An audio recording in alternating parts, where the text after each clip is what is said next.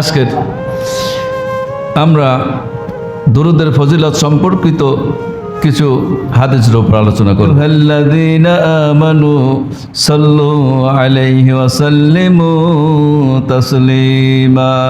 আল্লাহুম্মা সাল্লি আলা মুহাম্মাদ ওয়া আলা আলি মুহাম্মাদিন কামা সাল্লাইতা আলা ইব্রাহিম ওয়া আলা আলি ইব্রাহিম ইন্নাকা হামিদুম মাজিদ। আলহামদুলিল্লাহ, সেই মহান রব্বুল আলামিনের শুকর তার হামদ সর্বপ্রথম করে নিচ্ছি, যে মহান মনিব আপনাকে আমাকে গত শুক্রবার থেকে নিয়ে আজকের এই শুক্রবার পর্যন্ত হায়াতি জিন্দেগি দিয়ে বাঁচিয়ে রেখেছেন। তারই সাথে সাথে আসেতু নেমাতুন আপনাকে আমাকে সুস্থ রেখেছেন।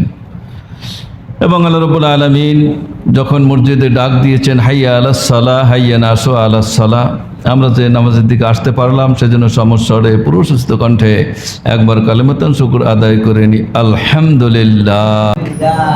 আজকের আমরা দুরূদের ফজিলত সম্পর্কিত কিছু হাদিসের উপর আলোচনা করব।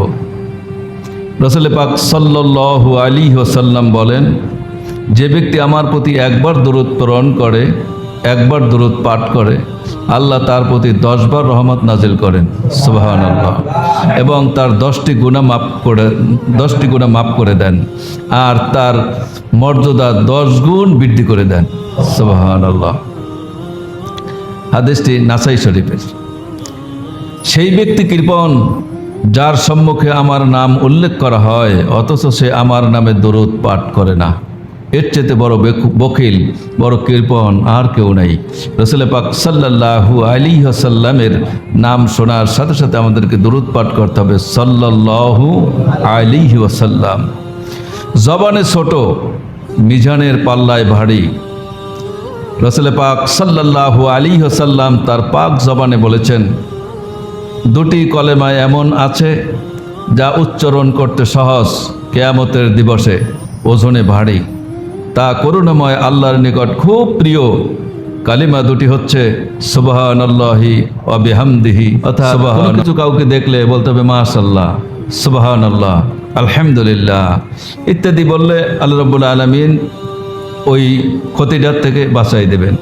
আর ক্ষতি যদি কারো হয়েই যায়, সূরা হুমাযা এইটা পড়ে ফুঁক দিলে এই নজর লাগাটা ভালো হয়ে যায়, বলি আলহামদুলিল্লাহ। 3 বার সূরা নাস, 3 বার ফালাক, 3 বার ইখলাস, আয়াতুল কুরসি এগুলি পড়ে ফুঁক দিলেও বদনজর দূর হয়ে যায়।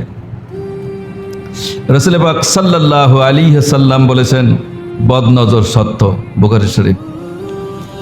আল্লাহ তখন বলেন স্থির হও, তখন বাক্যটি বলে আমি কি করে স্থির হব, যে আমাকে উচ্চারণ করেছে তাকে এখনো মাফ করা হয়নি। তখন আল্লাহ বলেন